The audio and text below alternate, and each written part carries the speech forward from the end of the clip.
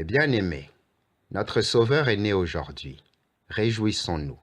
Il n'est pas permis d'être triste lorsqu'on célèbre l'anniversaire de la vie. Celui-ci détruit la crainte d'avoir à mourir. Il nous donne la joie de l'éternité promise. Personne n'est tenu à l'écart de cette allégresse, car le même motif de joie est commun à tous. Notre Seigneur, chargé de détruire le péché et la mort, n'ayant trouvé personne qui en fût affranchi, est venu en affranchir tous les hommes. Que le saint exulte, car il approche du triomphe. Que le pécheur se réjouisse, car il est invité au pardon. Que le païen prenne courage, car il est appelé à la vie.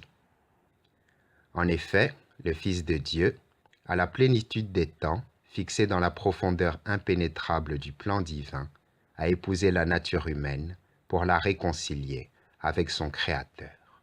C'est ainsi que le démon, inventeur de la mort, allait être vaincu par cette nature même qu'il avait vaincue. À la naissance du Seigneur, les anges bondissent de joie et chantent « Gloire à Dieu au plus haut des cieux ». Et ils annoncent « Paix sur la terre aux hommes que Dieu aime ». Ils voient en effet la Jérusalem céleste qui se construit avec toutes les nations du monde. Combien la pauvre humanité doit-elle se réjouir devant cette œuvre inouïe de la bonté divine, puisque celle-ci inspire une telle joie à la nature sublime des anges eux-mêmes. Mes bien-aimés, il nous faut donc rendre grâce à Dieu le Père, par son Fils, dans l'Esprit Saint. Avec la grande miséricorde dont il nous a aimés, il nous a pris en pitié. Et lorsque nous étions morts par suite de nos fautes, il nous a fait revivre avec le Christ, pour que nous soyons en lui une nouvelle création, une nouvelle œuvre de ses mains. Rejetons donc l'homme ancien avec ses agissements. Et puisque nous sommes admis à participer à la naissance du Christ, renonçons à notre conduite charnelle. Chrétien, prends conscience de ta dignité. Puisque tu participes maintenant à la nature divine, ne dégénère pas en venant à la déchéance de ta vie passée.